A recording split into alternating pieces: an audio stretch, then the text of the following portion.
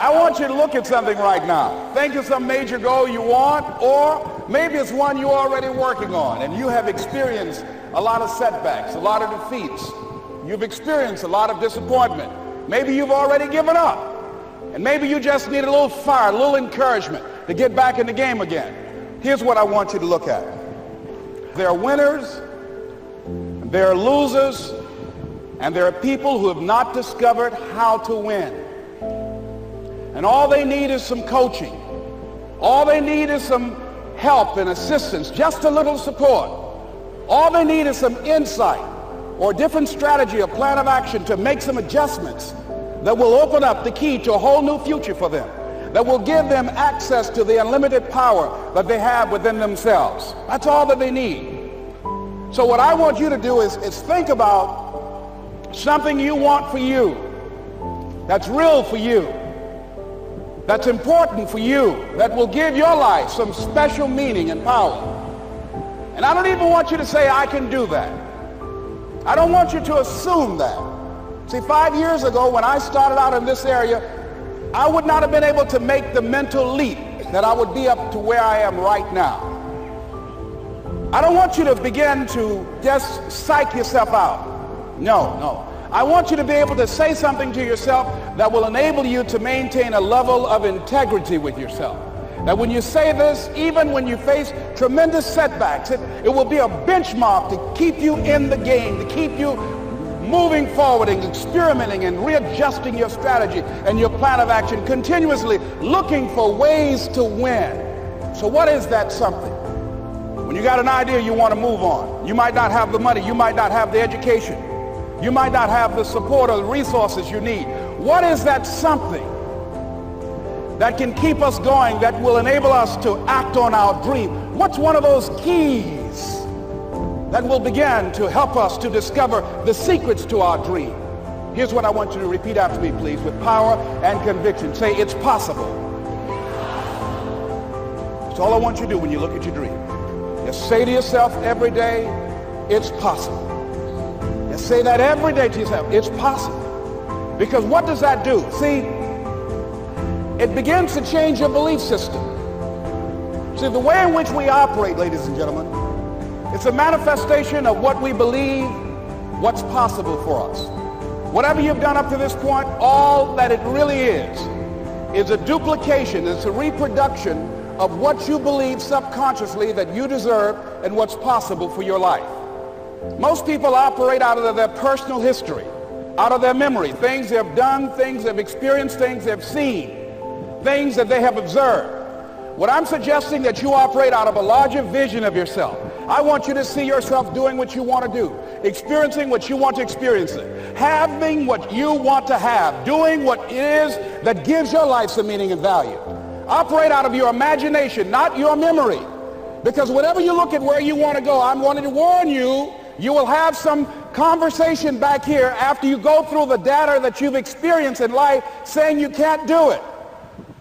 And so what you want to begin to do is ignore that inner conversation. Well, most people, ladies and gentlemen, when something happens to them, what they do is they begin to believe that that's the way it is. That's the way it's always been. And they can't see the possibility of it being any different. Example, before April 1954, the common belief, the universal belief, because it had been tried again and again and again, and people had failed, the belief was that man was not physically capable of breaking the 4-minute barrier, that he could not run a mile in less than 4 minutes. That was the belief on the planet. It had never been done. But here's what happened, ladies and gentlemen. Roger Bannister came along, and he broke the 4-minute barrier. Now here's what's significant about that. Since that time, up to this day, over 20,000 people have done it, including high school kids. What changed? 20,000 people, what changed? Here's what happened when they got on the track. They knew it had been done. And because they knew it had been done, there was a new belief about this barrier. about this goal that was unreachable. And those 20,000 people got in a race believing, knowing in their heart that someone had done it, that it's possible, that they could do it. And I'm saying that if you know anybody that had some goal, some dream, something they wanted to do, and they did it, then I'm saying that you know in your heart that if someone has done it, then you can do it. It's possible. And that if someone can make their dream become a reality, that it's possible that you can make your dream become a reality. And so as you begin to look at where you want to go, beginning to embrace that, it's possible. I'm blessed and highly favored. I've got a lot going for me. I got some good stuff in me. And it's possible that I can bring my greatness out here in the universe. That I can do what I want to do. It's possible I can write my own book. I can have my own business. I can take the trip and travel around the world. It's possible. I can bounce back from adversity and reinvent my life. It's possible. Regardless of where I am, the things can get better for me. It's possible. I'm thinking about two men right here in Chicago who are fairly successful, similar background, educated. They worked for a corporation for many years, and they were among many people that were laid off. Two guys who were very good friends. One went out looking for a job for several weeks along with the other one, and they faced disappointment and rejection again and again and again. They couldn't find any work, which is the story of many people across this country. One guy stopped. He became discouraged. He stopped going. He stayed home looking at television, became very argumentative and toxic with his wife, drinking beer, getting on the phone, talking to his other negative, unemployed friends. And he just gave up. The other guy kept looking for a job everywhere he could go. Every time he could get an opportunity, kept asking people, networking, checking the newspapers every day. Kept going everywhere he could, trying to find a job. You have too much education. You're overqualified. You won't be here long enough. He kept going. He kept going. He went to a place and said, look here, I tell you what, if you can't hire me, and I know you can use my talents, abilities, and skills, I don't want to sit home and do nothing. Just let me do some volunteer work. You don't have to give me anything, all right? I just want to work. I want to be busy. Guy said, okay, it's on you now, but don't expect me to give you anything. It's okay. This guy came in and worked. He was the first one there. The last one to leave was the best employee there. About 4 weeks later, one of the top managers quit. They were looking for a replacement. Guess who they selected? This other guy.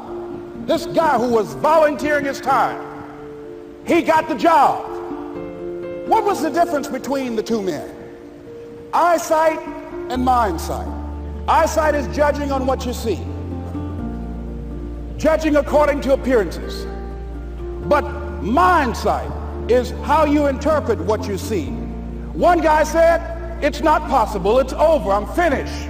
I can't do it. I can't make it. He surrendered. I've faced rejection again and again. I'm not going anymore. There are no jobs out there.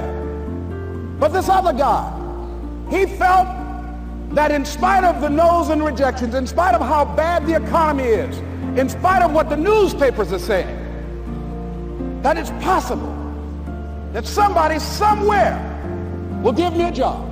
He just kept going, thinking it was possible. And guess what, ladies and gentlemen?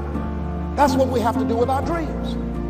Because things happen to you in life that you can never, ever anticipate. And many times when those things happen, you want to give up. I remember when I was in broadcasting, when I was a disc jockey, I became very controversial, not only being a disc jockey, but I felt that radio was something that you not only entertain people with, but you also empower them, you educate them. And I got fired. I didn't just leave, they fired me. That was a shock. I said, wait a minute. They took my microphone. I thought that was who I was. No, ladies and gentlemen, it wasn't. I had to do something else. And I didn't know what else I could do. See, here's what I'm looking at. What are the uses for your life right now that you haven't even reached for yet? See, I believe that when you don't have enough encouragement to act on your dreams or ideas, or you're not enlightened enough, that life will act on you. See, life had moved on me and said, Les Brown, you have outgrown this. It's time for you to do something else. Well, I wasn't enlightened enough. I organized some disc jockeys and got my job back. So they had to fire me again. I got fired twice. Here's what I did. I had to think of something else. And so a guy suggested to me, he said, Les, why don't you run for office? I said, man, I've never run for office. I've never known anything about how to operate in the political arena. I've heard encourage people to register to vote and get out to vote, but I don't know anything about politics. He said, neither do the people who run for office all the time.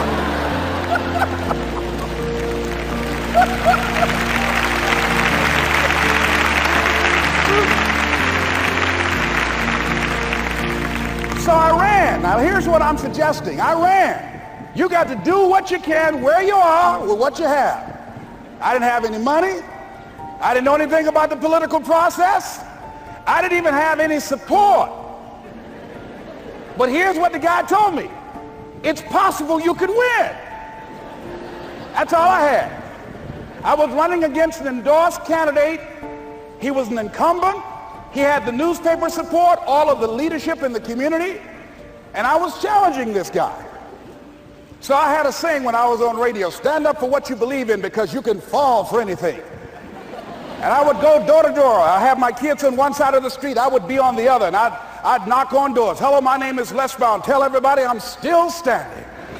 They get on the phone. Child, Les Brown was to my house today. You know the boy on the radio with the big mouth? Yeah, they fired him, honey. Say he's still standing. See, I'm saying just keep moving. Don't start feeling sorry for yourself. Don't spend time blaming and talking about what happened to you. See, whatever you talk about, that's what you multiply and expand in your life experience. So don't talk about stuff unless you want it to keep on happening to you, all right? So I got in that kind of action.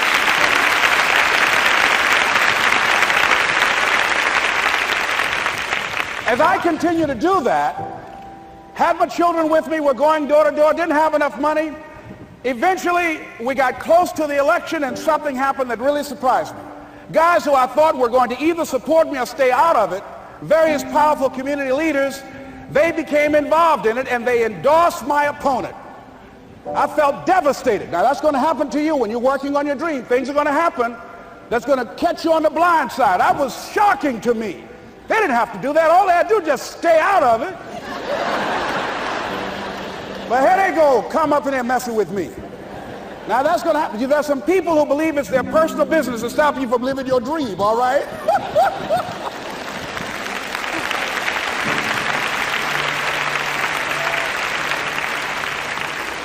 But I didn't deal with that. You want to make your dream come true, you got to stay focused. Some people rather get even than get ahead. Stay focused on where you want to go. I just kept on doing what I was supposed to do. And so I was driving to the radio station. My opponent had over $20,000. I had less than $800. As I was in the radio station, the guy said, "You're going to make a commercial?" I said, "Yes." He said, "It better be a good one because that money can't go pretty far here." And I sat there in the middle control room and I was thinking. And here's what happens when you get still. Stuff will start coming. Something said, call your mama. You used to talk about your mother on the air all the time. Ask her to say a few words for you. That'll be a different kind of political spot. So I called my mama. And I had a gospel record playing in the background.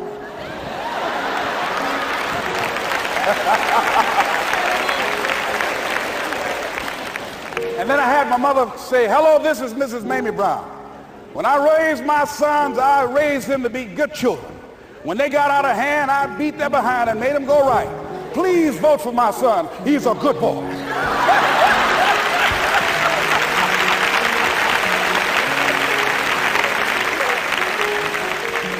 Usually in the state representative race, maybe 3,000 or 4,000 people will come out to vote in a primary. In that primary race, over 27,000 people came out and voted and said, "I'm voting for Les Brown because his mama said he's a good boy." I won, ladies and gentlemen. I won.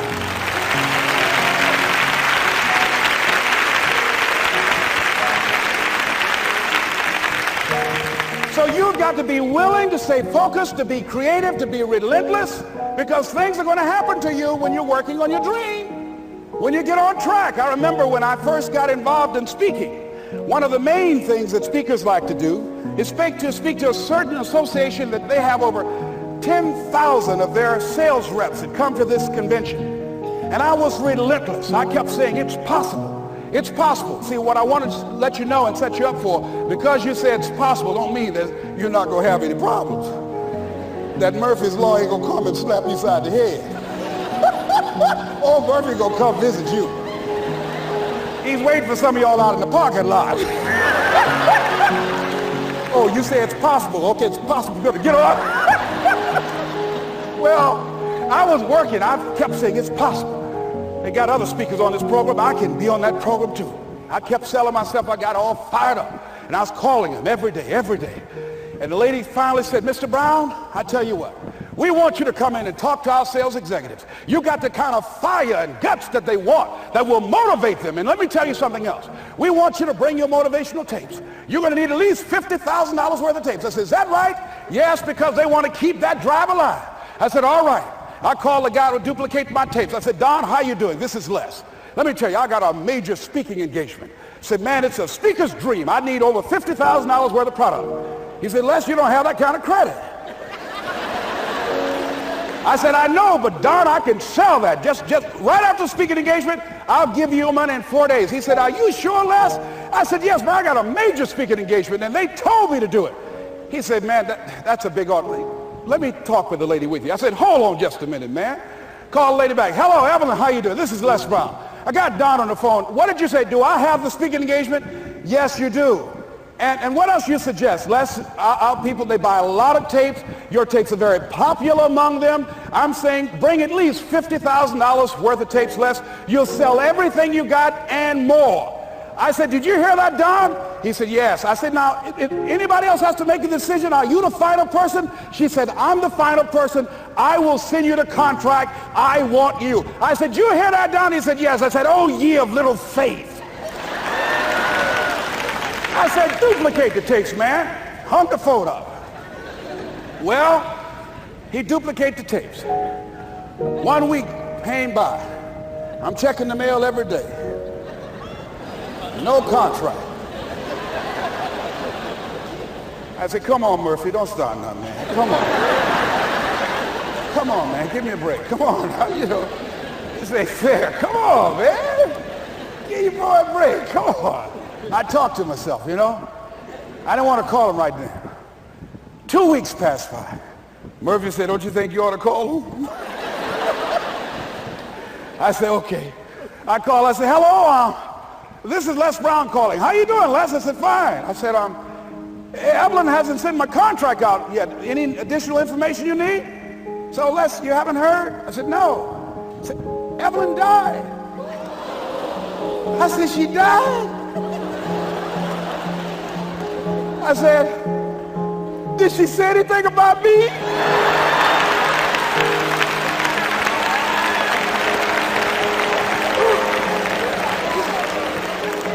When I got home, I was so wiped out. And Murphy was in the house waiting on me.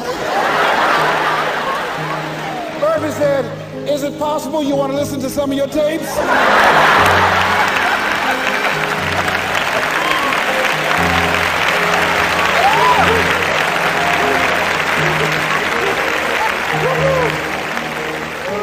But ladies and gentlemen, here's what I had to do. I had to begin to focus on what was the solution. That this was not the only place that I'll be able to sell those products. And as I began to challenge myself and got some help and support and some other input, I eventually did. It took longer, but it was challenging. But I did it. Repeat after me, please. No matter how bad it is, or how bad it gets, I'm going to make it. I'm going to make it.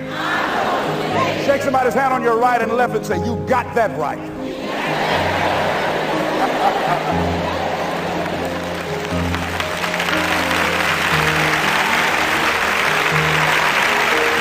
Repeat after me, please. It's possible. I can have my dream. I can get what I want. I must be creative and never give up. Now, let me share something else with you, ladies and gentlemen. When you know within yourself that there's something you want to do, and I believe that all of us were born with a purpose, that all of us have something that we are supposed to do, that all of us have some goodness within us, and that goodness gives us a responsibility to manifest our greatness. And when you know that, you can feel it in your guts, and you know that you're deliberately operating below your potential, you've gotten comfortable, you stop expanding, you stop stretching, you stop challenging yourself. Let me share something else with you. Not only is it possible for you to have your dream, but it's necessary. It's necessary that you have it, that you work on it, that you develop yourself, that you go for what is yours in the universe.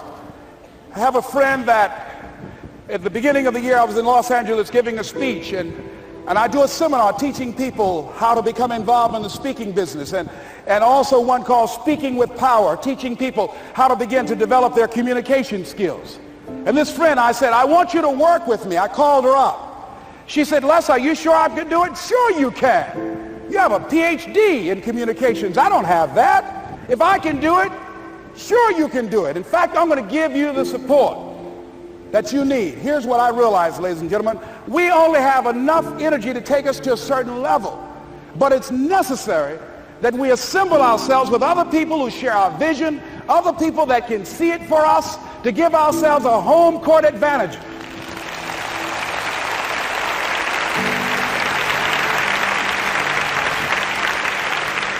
So it's necessary that you seek out other people who think like you, who are growing, who have decided that they are not satisfied with where they are. See, I don't believe that necessity is the mother of invention. No, necessity, in my opinion, is not the mother of invention. Refusing to accept things the way that they are is the mother of invention.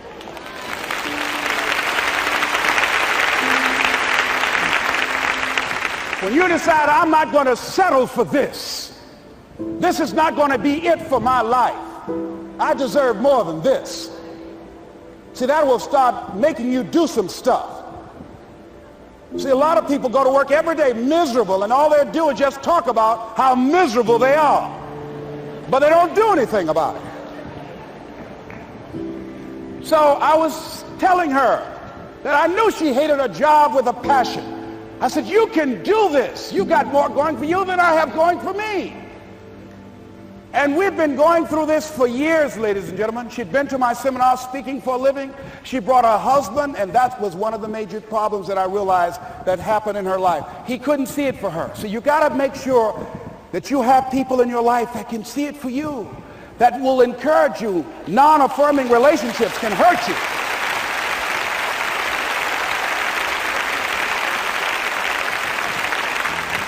And I talked to him. I said, you know, I don't have anything to do with your marriage. I said, you and I are good friends, and she and I are good friends. And I'm not taking sides. I said, but if you can't see it for her, don't tell her that. Just give her some support. What if you're wrong? It's possible, man, that if I'm doing it, she can do it. Well, you're different. How are you going to tell me that? You've seen her speak. She's got great speaking skills. Don't underestimate her. You don't know. You've got a great woman here. But you see, people who can't see it for themselves can't see it for you. He was happy.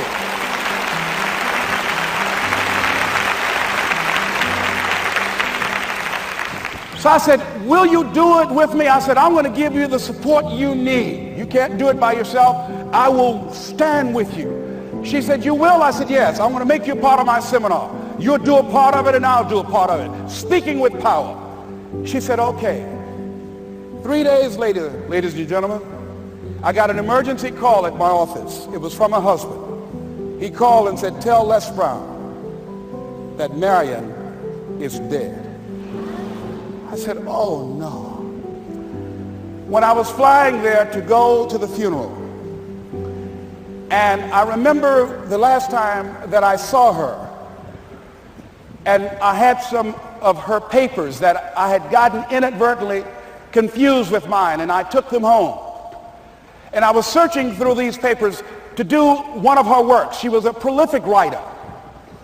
And what got me, what was so sad that made me begin to cry, was that there were poems that she had started that were profound poems, great thoughts that she didn't complete. Plays that she had started that she didn't complete. See, that poem was given to her. I can't finish that for her, nor can you. That play, whatever the outcome that she had envisioned, that she had imagined, was given to her. Only her. And that she's the channel that was going to come through. You are here, and you are the vessel, you are the outlet for the universe. That you've been selected. There's something for you to do. I believe all of us have some purpose for being here. And as I was going to the funeral, and I was reading a newspaper that said that millions of people are dying because of what they're eating, talking about their diet. And I'm sure that it was Marion talking to me, whispering, saying, Les, the next time you speak, say that even more are dying because of what's eating them.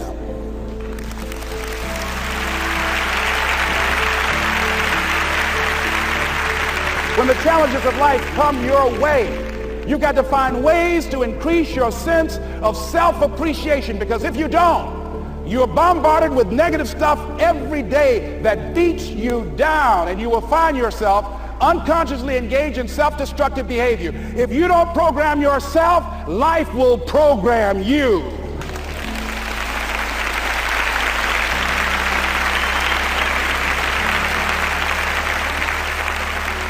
So you want to have an agenda for your life. It's necessary that you have some direction for your life. A friend at the National Speakers Convention gave us a presentation, and it really struck me. He was talking about when he was traveling across Europe, Warren Gresham, and he said at different points, soldiers would wake them up on their journey and ask him the question. And I posed this to you. The question was, where have you been? Why are you here? And where are you going? And that's what I ask you. Where have you been? Where have you been up to this point? You look at your life. You look at what you produce. Is it giving you what you want? Are you living on purpose? Are you living your dream? Are you acting on your ideas? Are you doing all you can do? Have you gotten comfortable? Are you procrastinating? Are you evading your own greatness? Are you surrounding yourself with people that can nourish you? Are you challenging yourself? Are you experimenting? Are you learning something different? Is your life an adventure, or is it boring? Where have you been? Why are you here? What brought you here? Investing the time, the money. What brought you here? And where are you going? What is it that you can get out of this session, out of this lecture? That when you leave here, rather than this just being a spectator event, that you got some idea, some dream, that you might have to go back and brush it off and look at it again and say, I've got to do this. This is my stuff. This is what I'm supposed to do. This is why I showed up. Where are you going with your life? What decisions are you making right now as you look into the future? Are you experimenting to find out what other talents and abilities that you have? See, we're in a time right now. The day is gone where you could just go to college and get out and get a job and work 30 or 40 years with job security and retire with a gold watch. The gold watch days are gone. Brand new day. Party's over. So now you have got to be multi-talented and multi-skilled. You've got to use all your stuff. You don't know what else you can do. I didn't know I can do what I'm doing right now. It's necessary that you stretch and challenge yourself and say, let me see. I start out as a trainer. I'm a trainer. That's what I am. That's what my expertise was in. And then I decided, let me see, can I speak? And then I discovered, hey, I can do that. What if I hadn't tried to do that and just been satisfied with just being a trainer, with a limited vision of myself? And then after training, and then I said, well, maybe I can go into business for myself. And I started speaking, going into business for myself. Well, maybe I could train other speakers and teach them how to go into business for themselves. See, you want to have a backup plan. You want to have other strategies for yourself. In case this doesn't work out, you got something else going over here. You don't want to ever put yourself in a situation where you have a limited vision and you're only using a limited amount of your talents, of your skills, and of your abilities. And I'm saying to you, it's possible you've got some talents, some ideas in you, your ability to do some stuff that you haven't even discovered yet. And I'm suggesting that it's necessary that you get outside of your comfort zone. It's necessary that you develop some new relationships where you can learn from people. It's necessary that you do reading, that you do research. It's necessary, if you're already involved in some business, that you don't be satisfied with where you are. If you want to make it today, it's necessary for you to constantly look at ways of getting better. Not only is it possible for you to have your dream, and it's necessary for you to challenge yourself to go after it and get better and leverage relationships that can help you get to where you want to go, but it's you. The major key to your reaching your dream, your living up to your greatness, your making your contribution is you. If the economy is good, fantastic. If the banks are loaning money, that's great. If people are positive, that's great. You don't have any opposition, that's great. But the major key to your making things happen in your life is you. When I wanted to get on public television, they told me, you can't do that. So wait a minute, I've seen these other people on. It's possible I can get on. Leo Biscaya, John Bradshaw. It's possible. Hold time out. Let's be realistic. Come on, be logical. I said, well, wait a minute. Why can't I do it? Let's look here. Think about guys who have credentials, all kind of credentials. You don't have any college training. They're not going to put you on television. Give me a break. I said, thank you for that. God love you, and I'm trying. And went on about my business. You hear me? Let me tell you something. What people think about you and the possibilities for your dream is none of your business. That's their business.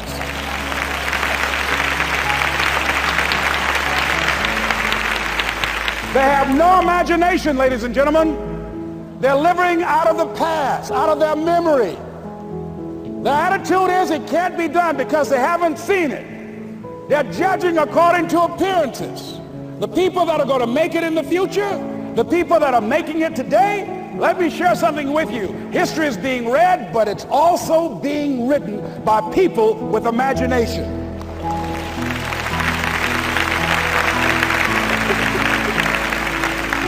So I went to the next mode, necessary to start talking to people and seeking and asking for what I wanted and leveraging relationships and trying to find out how do the people do it that went ahead of me? How do they do it? And then what is it I need to do? How is it I need to train myself, to develop myself? What's the resources that will be required in order to make it happen? And as I start seeking out and asking questions, I started running into people who said, I know someone who can help you do that. And they helped me get connected with those people. Remember, we have so much energy that can take us so far. It's necessary that you hook up with some other energy that can take you to the next level. I hooked up with them. They said, let's go. I said, away we go.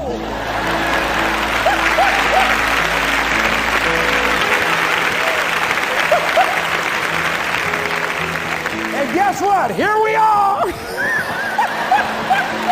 I love it. You want your stuff?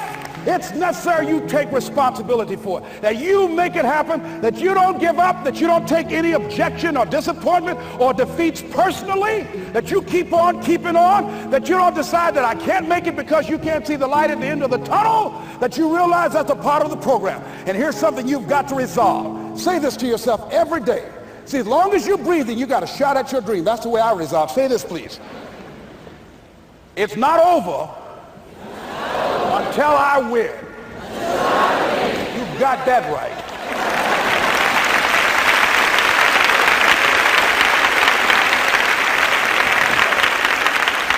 It's not over till I win.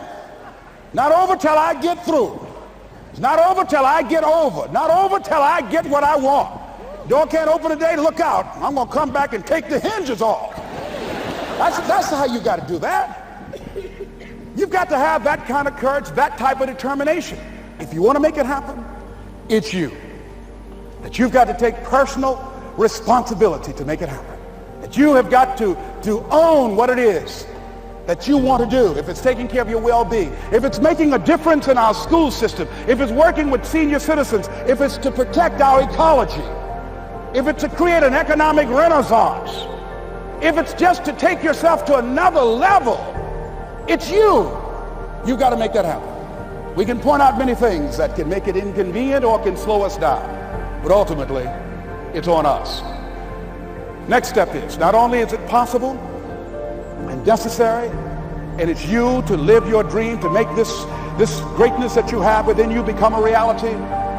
What I've come to appreciate when you're working on changing your life, changing some bad habit, getting out of addictive situations or relationships, or working to build a dream or making a difference in our society, or learning something that's very challenging. Here's what I realize, ladies and gentlemen, and develop a great deal of respect for. It's hard. Easy is not an option. It's hard living. Life is hard. See, it's hard when you're 49 years old, been working on a job for 17 years, and they come in and tell you you're finished and give you 1 week severance pay. And you got to start all over again. It's hard when you're married and raising children and your children are crawling and your husband dies unexpectedly. It's hard handling just the tragedies of life. It's hard when you're working on something and you put everything you have in it and it doesn't work out. You lose your money and other people's money. It's hard. It was rough when I lost my job and I could not find a job. It was humiliating and embarrassing, borrowing money, and then I couldn't pay the money back when I told them I would. That's rough. How people look at you, how they respond to you. It's very hard. It's humiliating. Here's what I discovered that happens to you in life, that you will go through things, and while you're going through them, you can't understand why it's happening to you. But after you go through it and you get back and you look at it and you say, oh, now I understand why I needed that lesson. Have you ever happened to you? Raise your hand. Has it ever happened to you that I couldn't understand it then, but after I got through it, then I saw that that was preparing me for bigger and better things.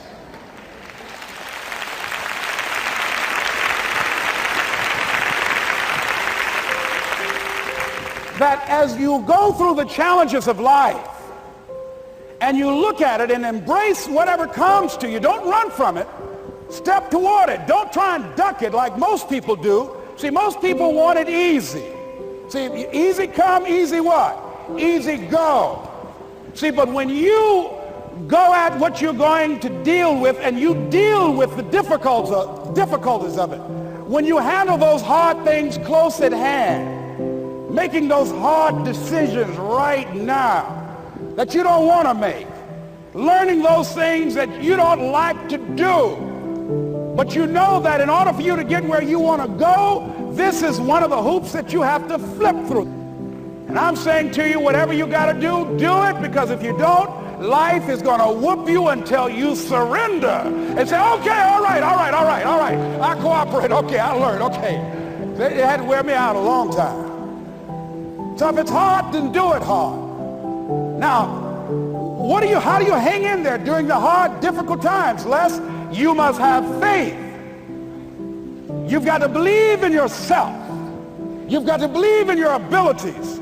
You've got to believe in your service, your company, your ideas, unquestionably.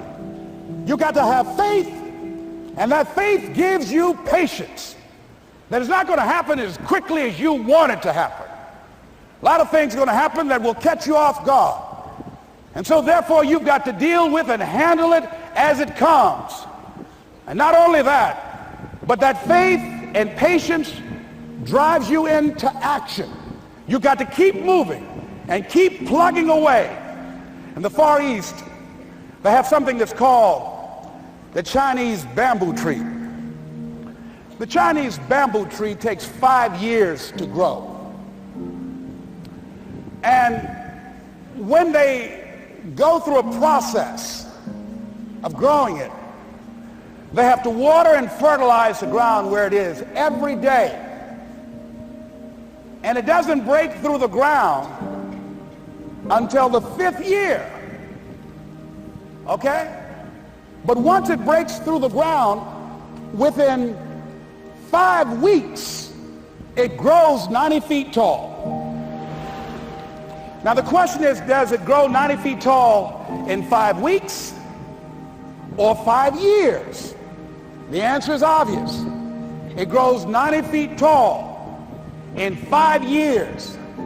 Because at any time that person stopped watering and nurturing and fertilizing that dream, that bamboo tree would have died in the ground.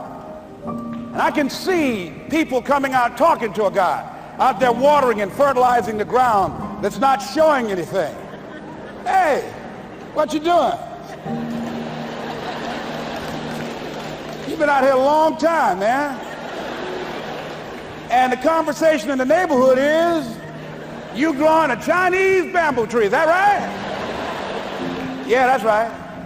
Well, even Ray Charles and Stevie Wonder can see ain't nothing showing. You know that's how people are going to do you? So how long you been working on this? How long have you been working on your dreams? And you have nothing to show. This is all you got to show? People are going to do that to you. And some people, ladies and gentlemen, they stop. Because they don't see instant results. It doesn't happen quickly. They stop. Oh, no. You got to keep on watering your dream. And when it began to happen, they stopped laughing. They said, look. Whoa, look here. Look how. Hey, man, you know, I know you could do it. Look here, you got a job here?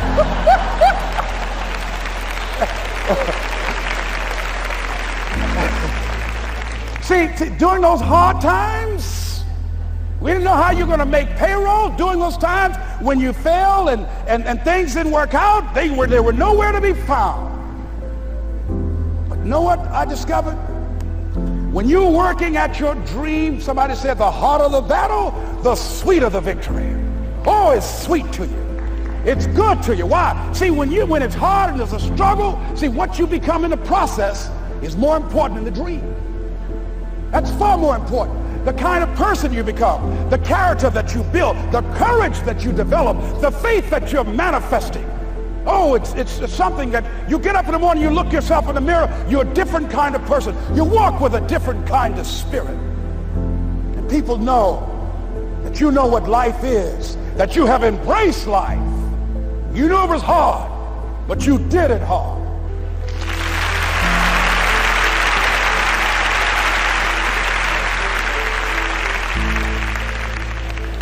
Now that takes us to the next level.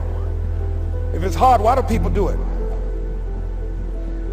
You ask people who do things, why do they go it? People who climb mountains just for the sake of it. Nobody paying them to do it, just do it. Somebody said, I'm going to run around the world. He said, well, why would somebody want to do that?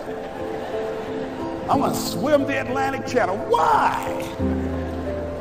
Why do people do that?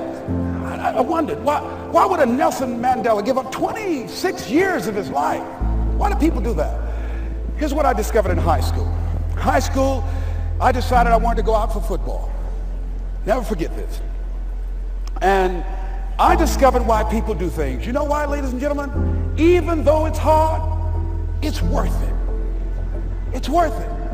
See, one day we had Coach Alkin Hepburn had this plaque down there and this wood on the floor, on the ground. He said, Brown, come over here. I had my suit on. I said, yes, sir.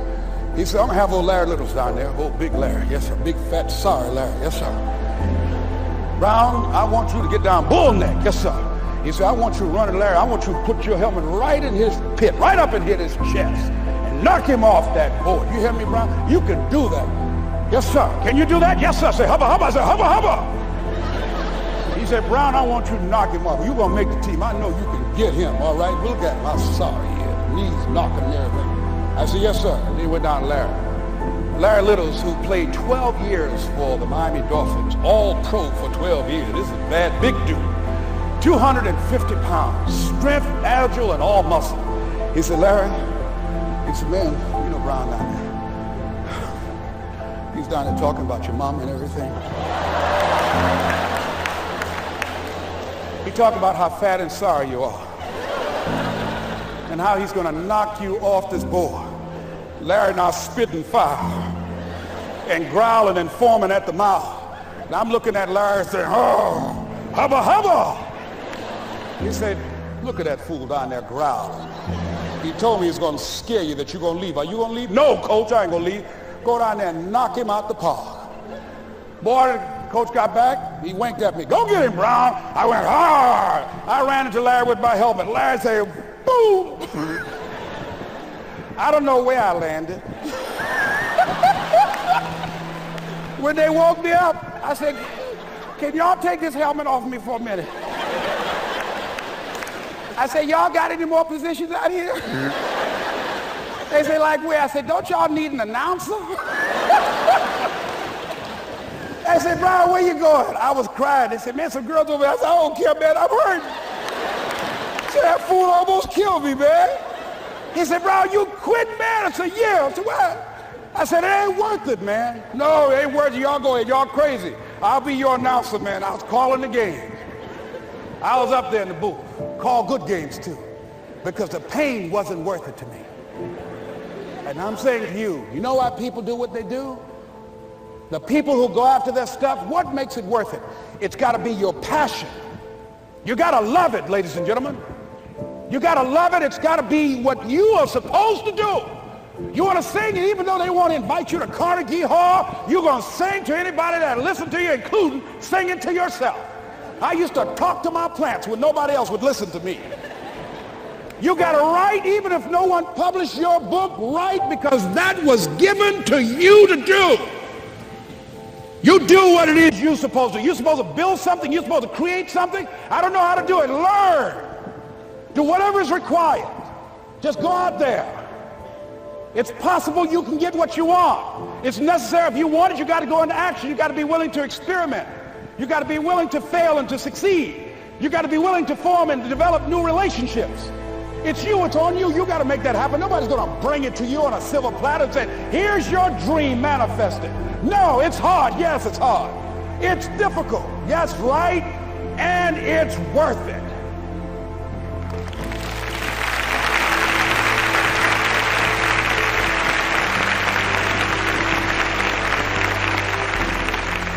People ask, hey man, you know these kids, man, it's rough dealing with them. That's right.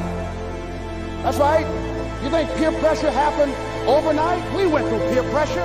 I remember as a kid, some guys said, hey Les, me and another fellow named Willie Lower, we were going home. Hey man, we're going down to Goulds, man, and knock off a grocery store. I said, look here, I don't want no part of that. I'll see y'all later. So y'all chicken. I said, that's all right, you say whatever you want. Low star. I'm not chicken, man. I'm calling chicken. Then why don't you come? We didn't even ask you to come into place, man. All you do is just drive the car. That's all. I don't know how to drive that good. Well, we're trying to get Les to come. He's chicken. Hey, I'm not driving nothing, all right? Willie, don't care about what they say, man. Leave him alone. You want to go do it? You find somebody else to drive, or you drive yourself. Come on, Willie, man. Pull him. He stopped. I ain't chicken. All I got to do is drive? Yeah. I said, Willie, that sounds simple, man. Don't go, man. He went. And the next day we read the newspaper where when they robbed the store, when they came out running to a car, the merchant, the man who owned the store, came out just shooting wildly, and he hit the driver in the head. So peer pressure didn't just start in the 90s or the 80s. It's difficult and it's challenging for kids right now. And it's going to take some easy, simple methods to help bring them out of this madness, this insanity? No. Is it hard? Yes. Let's look at what we've been doing. What has worked? What has not worked? Let's look at where we want to go. What is it that we want to produce? What is it that we want to create for our young people? And as we think about that, start experimenting with different methods and techniques to create and to produce that. And begin to believe that it's possible through our commitment, through our vision, through our determination, our relentlessness. Because of our belief, it's possible that we can reduce the teenage homicide rate, the teenage pregnancy rate, the dropout rate, that it's possible, looking at what kind of world are they going to be in. As we look at the global economy, that as we begin to use our collective will and genius and resources, it's possible that we can create an educational system that not only will test their minds with information and facts and figures, but would teach them how to think and be creative, and what does it mean to be a human being and to value human life, and how do you make relationships work? How do you bounce back from adversity?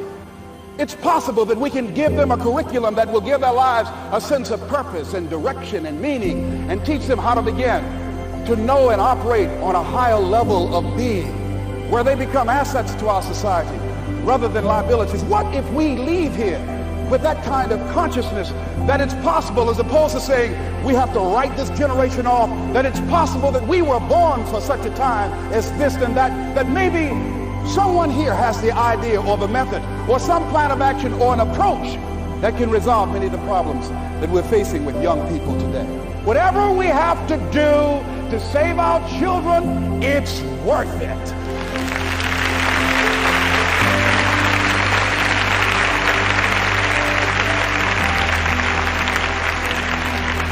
So that brings me to the final step, that it's necessary for us to begin to look at the future and know that it's possible that we can have our dream. Yes, it is.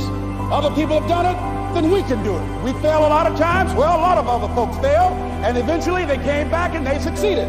So it's possible we can have what we want. And we know that we want to get it. It's necessary that we align ourselves with people that think like we do. It's necessary we get negative, do-nothing people out of our lives. It's necessary we never stop learning and growing and developing ourselves. It's necessary that we never give up. We know that it's you, it's me. It's being responsible for our stuff and deciding that we're going to keep on keeping on, that we're going to find a way to win or find a way to make it happen. And we know it's hard. It's not going to be a picnic. Yes, it's hard, and we will do it hard. And once we do it hard and we go through it, we realize it was worth it. And once you discover it was worth it, it is done. It's done.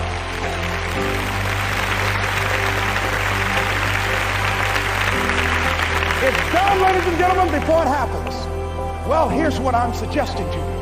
That when you're working, you have a wall to break through. Let's say a friend of mine who runs a marathon. He says, when he's running the 26-mile marathon, he said, let's say that hypothetically, that 18th mile is the wall.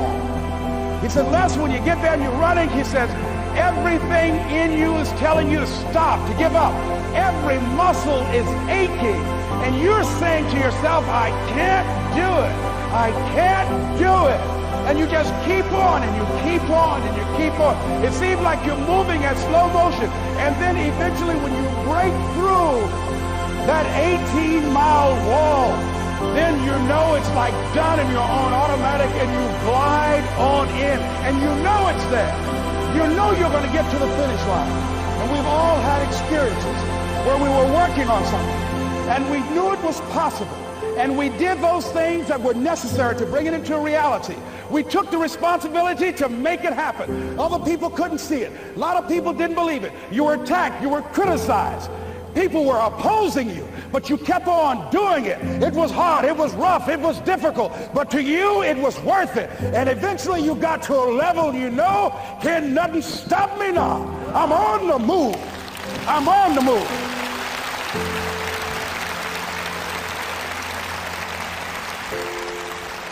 Finally, I'm thinking about a friend of mine who is no longer operating on this dimension. His name is Jack Boland. He had this vision of a church that would serve various types of needs for people, their supportive needs, and helping them in recovery from drugs and alcohol and whatever addictions that they might be involved in. And he was known for bringing in different kinds of speakers. And over a year ago, he was diagnosed as having cancer, and he announced to his congregation that he's going to be taking chemotherapy, and that it was a possibility that the cancer would go in remission, and he was optimistic about that. And sure enough, it did for a year. And one of the things Jack always talked about is that he wanted to have his funeral while he lived. And so he invited a few friends, Wayne Dyer, myself, and a few other speakers. He didn't tell us why we were there, but once we gathered there, the church, they told us in the room that Jack is going to announce to the congregation, he's bringing his doctor up. The doctor is going to say that we felt we could keep it in remission. It's out of remission, and he doesn't have much time left. And whatever words you want to say to Jack that you would say if he had made his transition, speak those words now. Well, we were shocked and we were somewhat stunned until Jack got there.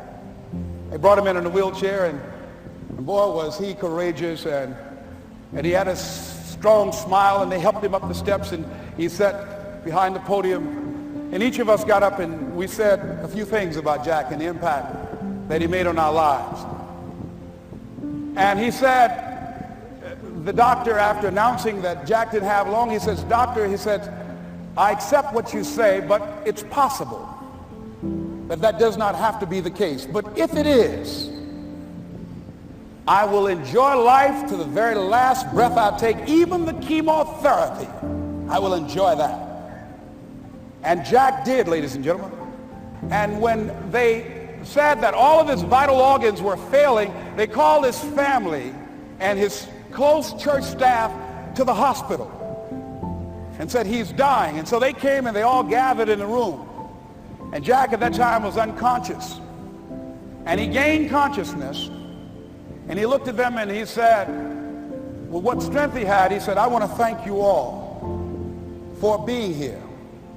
You've been a great staff to me." He looked at his sons, his daughter. He said, "You've been a great family."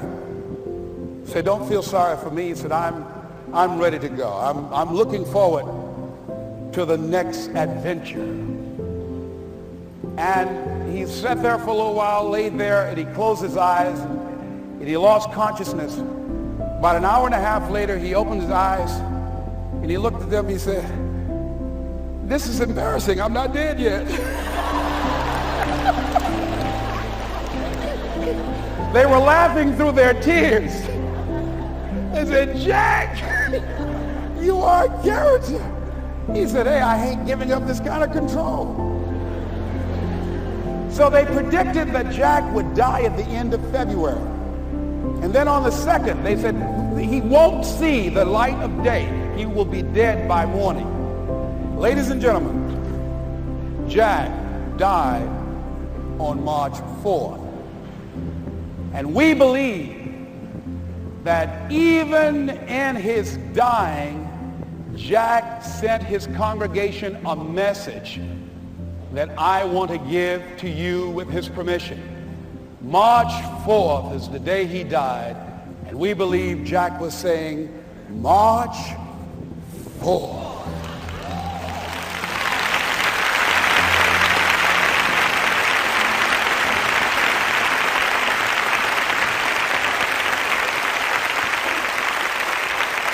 So I say, as you look into the future, while other people are giving up, feeling like victims, feeling powerless, becoming negative, turning on each other rather than to each other, feeling that they can't make it, be ye not conformed to this world, but be ye transformed by the renewing of your mind with the mindset of that it's possible that we can save this generation. It's possible that we can create new industries, a new economy. It's possible that I can find a new profession, a new job. It's possible I can create a new life.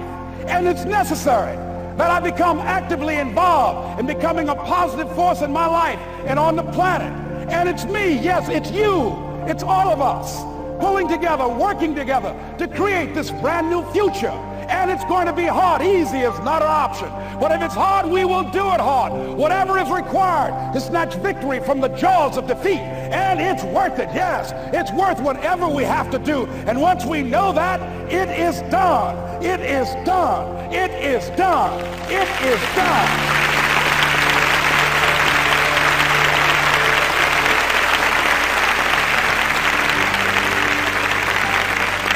So I say to you, whatever your dreams are, whatever you want to do, in the spirit of Jack, March 4th.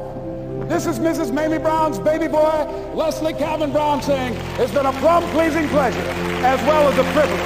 Thank y'all here. Thank you. Thank you. Thank you.